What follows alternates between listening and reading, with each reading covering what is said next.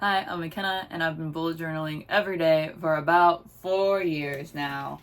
And I'm gonna show you how I do it.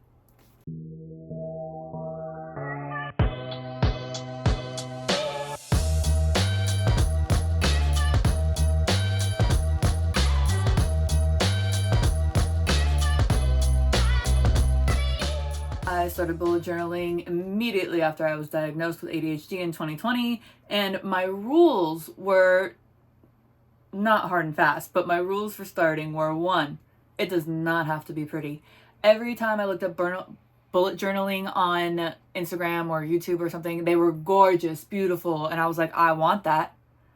Would I be able to maintain that? Absolutely not. So, off it goes. Number two, don't miss 2 days in a row. That was big for building the habit. Did I break that rule? Yes. Will I continue to break that rule? Not if I can help it, but hey, nobody's perfect. So it's a pretty good rule to start off by. If you miss a day, no guilt.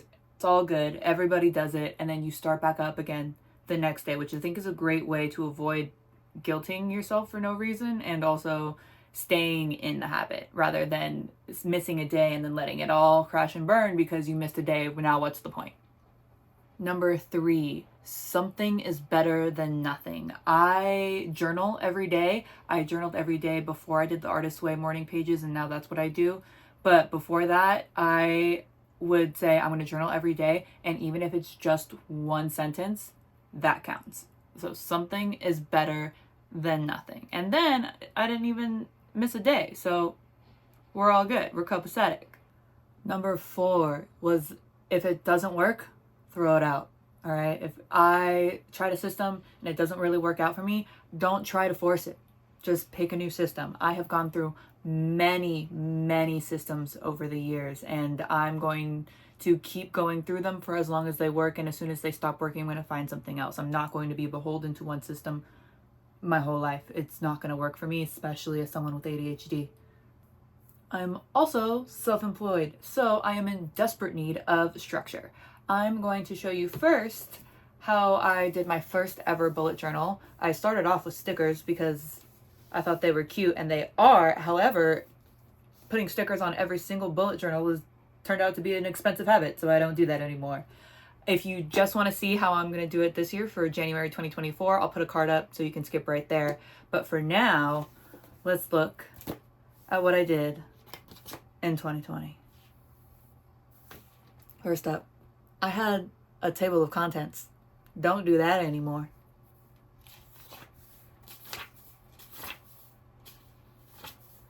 I had a bunch of lists. My bullet journal is extremely minimal now. And this, I was trying to be like extra with the bullet journal girlies, but this didn't work out for me for very long. I had a monthly calendar. Don't do this anymore either. There was a color-coded system with stickers and projects, and don't do that anymore. There was a weekly overview. This one only has 3 days because this was the day that I started, but don't do that anymore either. Okay, here's something I do still do. We're gonna one of these because you guys don't need to see all of my pages. All right, we have right here, we have my habit tracker, my very first one. It's a little messy. What are these extra things down here? I don't know. This was not drawn with a ruler, you can tell. And it was very basic stuff. Very empty. It was a good start though. I really appreciated being able to see the things that I was doing. That's the biggest thing for me, and that's why I continue to bullet journal to this day, is because I need to see what it is the heck I'm doing. Otherwise, my brain will convince us both that we have done nothing, and that is never the case. We have my sleep tracker, which I didn't even finish filling in the numbers. I still do this, and I do actually finish filling out the numbers anymore. All right, my first ever, cover up the journal page because you guys don't need to be in my business like that, but my first ever daily goals page. I had blocks for time of 30 minutes each, and then other things that I didn't want to time or didn't know how much time they would take would go below, and then I would color in the boxes as I put in time towards that project, whatever it may be. That system lasted 2 months, I think. It was a great start. And with the individual time boxes, I was able to see how much time I was putting into those things. And when I wasn't, like on day 2, I have a little frowny face here because I was like, why am I not putting time into these other things that I want to be doing? The answer is because I was on my phone, probably. So I had to break that habit. But I got better as time goes on. Oh, I have a list of deadlines in here. I don't do that anymore either. All right, by 10:04, I had all my boxes filled in. I remember feeling very satisfied about that. I had a quote at the top: focus on the step in front of you and not the whole staircase. That was my attempt at making my bullet journal cute and pretty again. I don't even do that anymore. And then by December, most of the time I can fit 3 months into a single bullet journal the way I do it. But my last one for last year lasted from April to December because I was using the morning pages journal separately. So my actual journal entries weren't going into my bullet journal. It was just monthly trackers, but I'll show you that in a minute.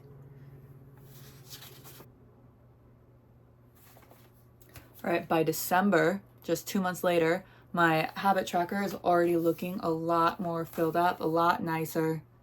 Can you focus, please? Thank you. We still got those empty bars in there, but I also change up the habit tracker not every month, but when needs arise.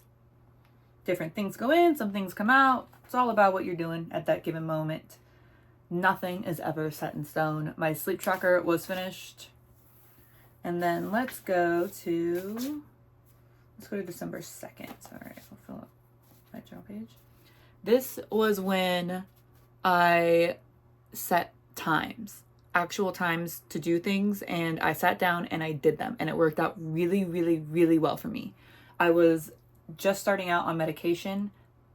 Back then it was Vyvanse, and then I'm since off Vyvanse, and now I'm back on Adderall. But having extremely structured days was very helpful for me at that time. It no longer serves me, so I no longer do it. But from 10:30 to 11:30, I was working on my book at the time, Isla, and then I had a 10-minute break.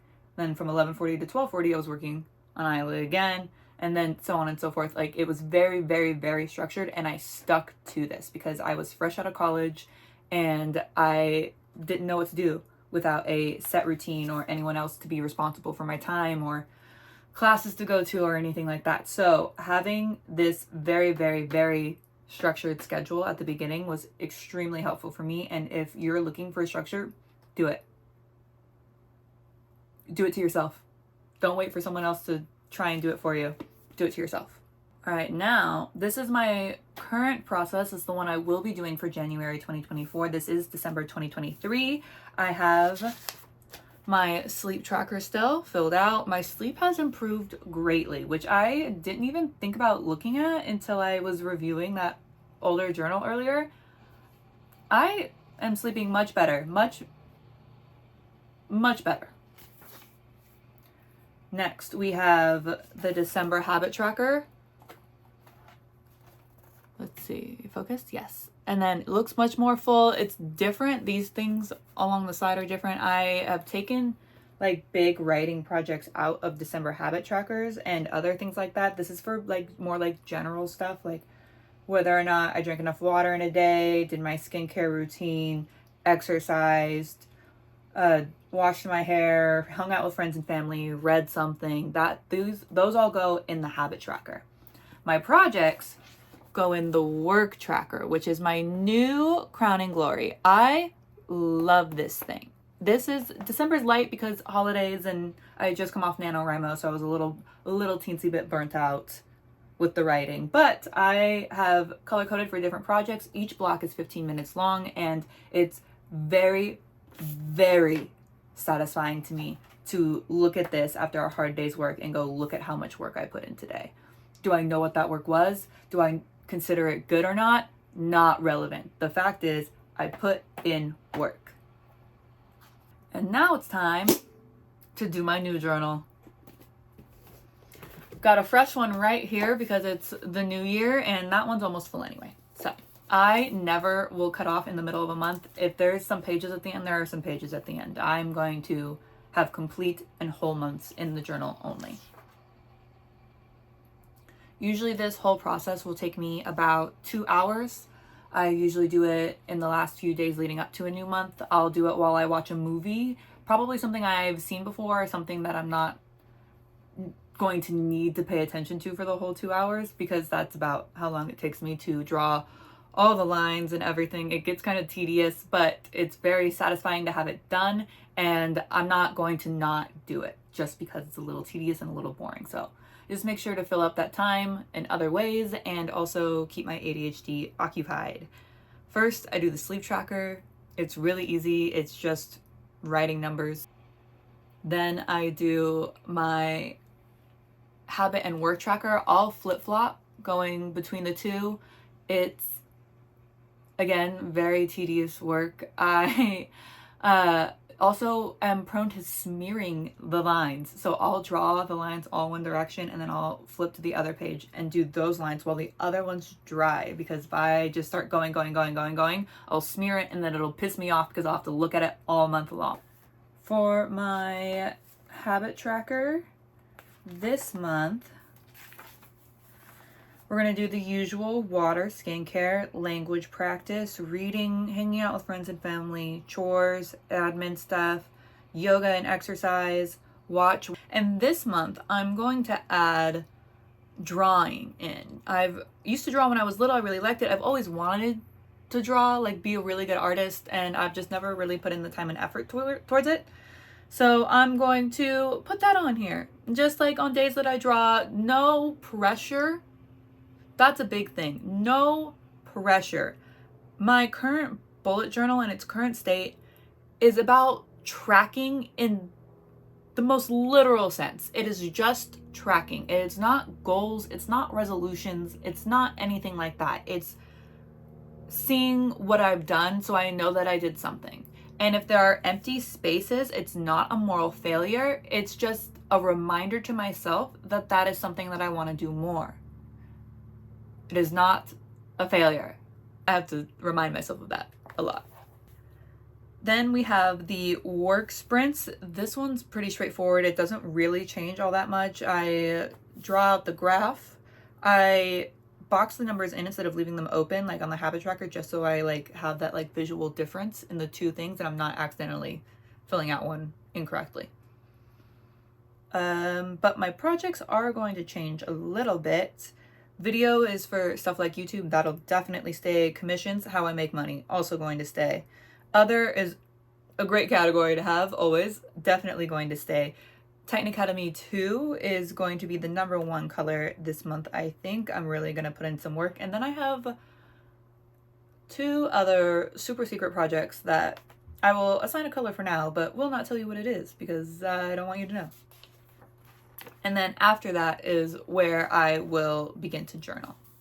Every day, 3 pages. I do it first thing when I wake up, and I did the artist way. I mentioned that earlier, I think. And at first it was very messy and very difficult, and I was not very good at sitting still long enough to actually do all 3 pages. But once I really got into the habit of it, I really, really like it, and it's a very important part of my routine and my bullet journal.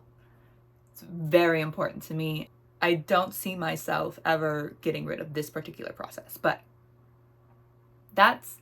journaling could be a video all its own. So if that's something you're interested in, definitely let me know. I would love to talk more about it. I love the way I bullet journal. As someone with ADHD, it's incredibly helpful for me to see what I have and have not done and what I want to do more of, and keeping it as a tracker purely instead of like goals or to-do lists, I think really, really, really helps with all the negative feelings that could be encompassed in some type of other bullet journal. But I hope you found this video helpful. If you have any questions, put them down below. I'd love to answer them. And thanks for watching. I'll see you next time.